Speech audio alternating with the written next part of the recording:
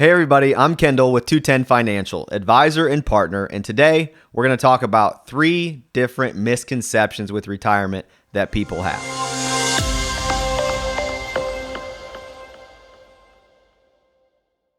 Number 1 is that we think that we can live on less in retirement. I think that's probably one of the biggest misconceptions, and here's why.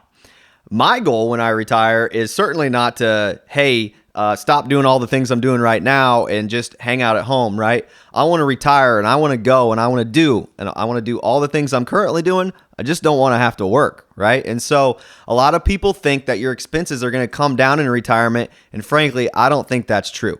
Sure, maybe your house gets paid off, your car gets paid off, something like that. But a lot of times that gets replaced with, I'm going to go travel a little bit more. I'm going to spend money on the grandkids. I'm going to do whatever it is that fires you up, right? That you want to spend some time doing. So make sure that you have some sort of an income plan to where we can continue living on what we've been living on today, right?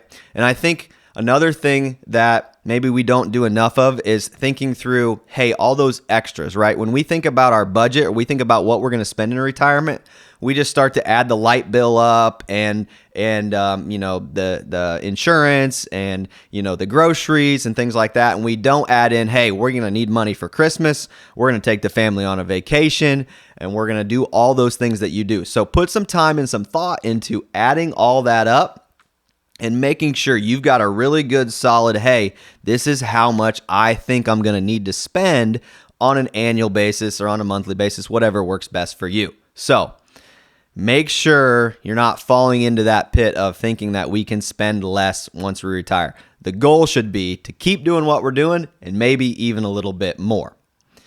The next misconception, I think, is Social Security. And that misconception is Social Security is going to cover all of my expenses.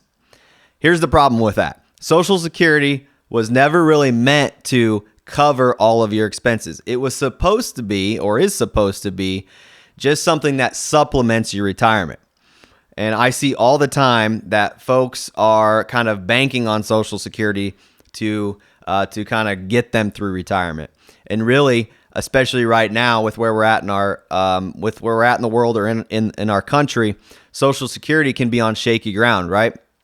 As of recording this video, like in 2035, Social Security is only going to have enough money in it to pay out 80% of what they've promised you, or what you've maybe seen on your statement, or see online if you log into your Social Security account. And so I think that is a misconception or just frankly not great planning to plan on Social Security covering all of your expenses, right?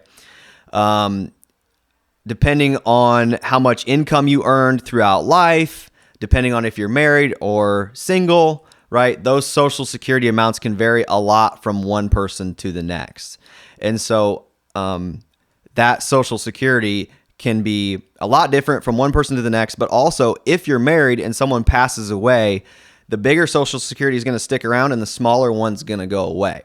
And so that's going to really impact your income plan when someone does pass away. So one of the things that I'm passionate about, because it happened to me and my family, when my grandma and grandpa retired, they had got married later in life. And so when my grandpa passed away, my grandma didn't really realize it, but she lost a pretty big chunk of Social Security.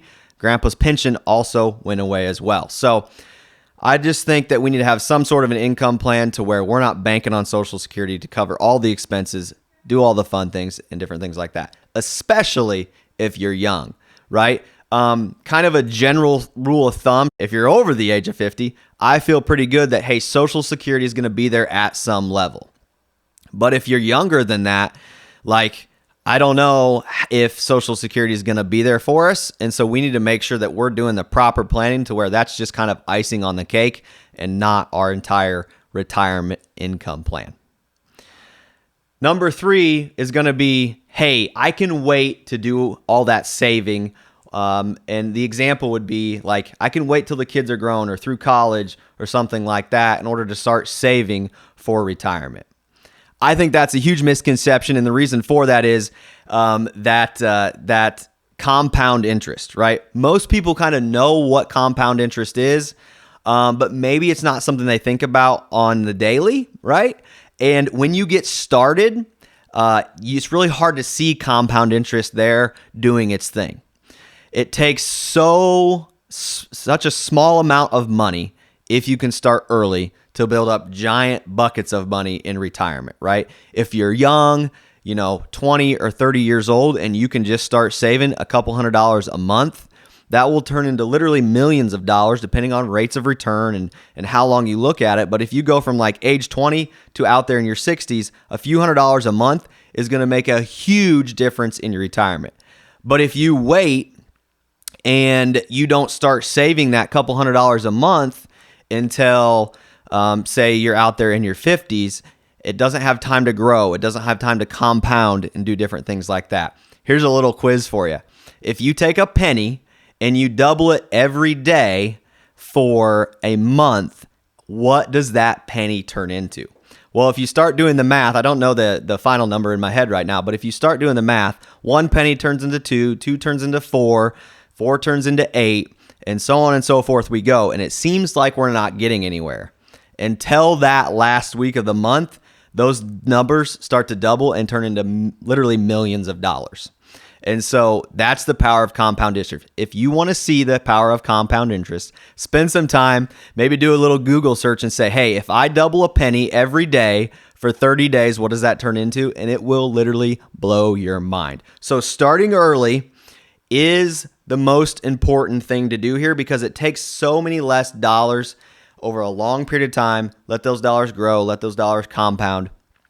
I've never talked to somebody that said, man, I wish I wouldn't have saved all of that money. I wish I wouldn't have started so early. More often than not, when I sit down with somebody that's retiring or walking through retirement, they're like, we're really trying to get our grandkids to understand what it means to start saving those dollars early. So those are 3 of the most common retirement misconceptions. Retirement planning can be a little overwhelming and can require a lot of work, but it will pay a lot of dividends in the end. So I encourage you to put that time and effort in. And if this video is helpful to you, or if you know someone that this video would be helpful for, feel free to share it with them. And also don't forget to like and subscribe.